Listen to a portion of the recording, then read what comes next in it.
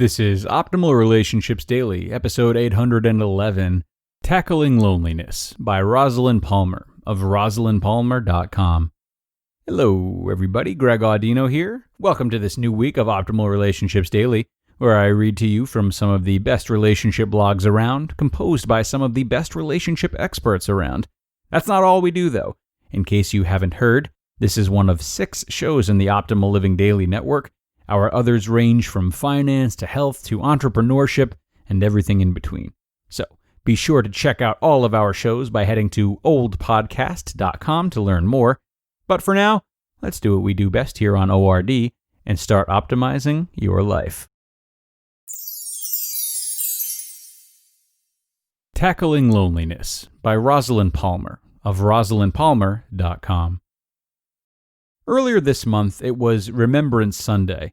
I studied war literature as a part of my English degree, and the haunting poems and prose of the soldiers of World War I are forever engraved on my heart. At this time of year, we remember the fallen and pay our sincere respects to those who lost their lives. Yet, few authors of the time recognized another casualty of that war. Approximately 2 million surplus women, who as a result of that lost generation of young men, had limited chance of doing what society expected, to marry. They became the elderly great-aunts I remember as a child, for whom romantic love and connection had been brief or not at all. They gained companionship from each other, yet many lived solitary and lonely lives. You would think that this is now a thing of the past, but no, it is not.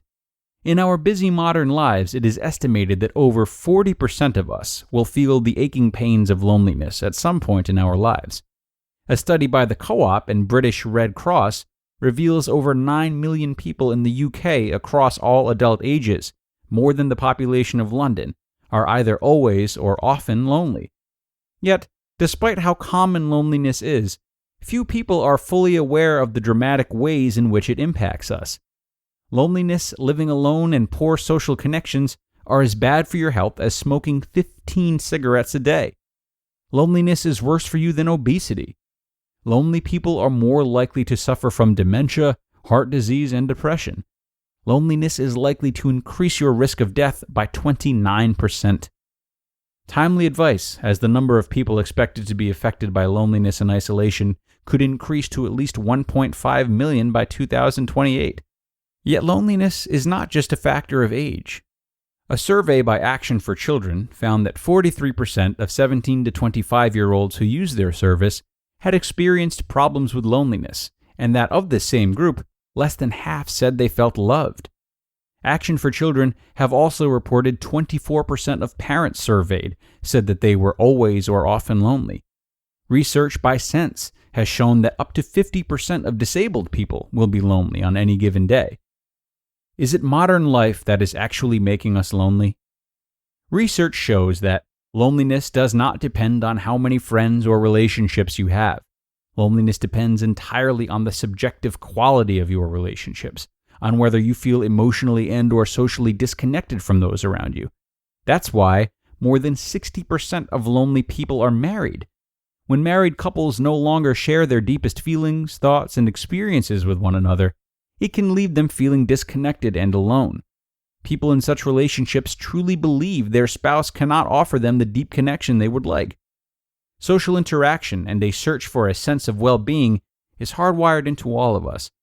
A report by the Mental Health Foundation shows that loneliness in young people is increasing, with many feeling less connected and suffering more depression due to social media pressures, as it is all about the edited me, where everyone else looks to be having a wonderful day and fun times with friends, and thus their feelings of isolation and not being one of the in-crowd are made worse. Being mispopularity on social media doesn't protect you from loneliness. In fact, there is no correlation between people's Facebook usage and their overall friendship satisfaction or number of close friends, according to a State of Friendship report from GetLifeboat.com. Relying only on Facebook to socialize is not as rewarding as supplementing it with real-life FaceTime, as it's hard to get the same feeling of caring from a computer screen because you're missing the spontaneous laughs, warm hugs, and knowing nods, they said. However, on the flip side, Just as technology can be isolating, it can also make it easier to keep in contact with old friends or family, which helps ward off isolation. Make a date with long-distance friends or relatives using FaceTime on your iPhone or iPad, or download the Skype app to connect with them in real time on your computer. It's great. In the home, there are a number of ways we can design for well-being and greater connection. We are basically tribal people who want to connect and belong. Yet, this needs to be balanced by the need for each individual to have the ability to some privacy. This is not only true of families with younger children. It is never more true than when the empty nesters find that their older children, due to university finishing or the need to save for a home of their own or divorce, are back in the family home again. Due to increased life expectancy and health issues, it is not uncommon to also find the older generation living under the same roof too. Well-being means being comfortable, healthy, and happy. So now is the era of living affordably while sharing and interacting with others. More housing for single people of all ages is now being designed to offer individual apartments with shared communal facilities and work and leisure facilities nearby. Many housing estates are now removing on-street parking and creating communal areas to encourage community interactions and safe outdoor play. Within a home, the key is to strike a balance between privacy and interaction. Allowing children or young adults to be autonomous in their own space is important, but so too is meeting together in communal areas such as the kitchen to share meals with no phones at the table and no TV blaring in the background. My memories of childhood include sitting with my grandma watching Call My Bluff and Dad's Army. So some shared screen time is also important, as is going outside either into the garden or for a walk in the park or neighborhood. What else can you do? Well, just the simple act of saying hello to an elderly neighbor, or for that matter, a neighbor of any age, as the 20% of young people living alone face an estimated 80% increased risk of depression compared to their peers, can be a vital lifeline. As can asking them if you can get them anything from the shops, or joining a scheme such as Spare Chair Sunday campaign, a partnership between Contact the Elderly and Bisto, which encourages you to invite an elderly lonely neighbor to Sunday lunch or afternoon tea. We can all design our lives and homes to tackle this new loneliness.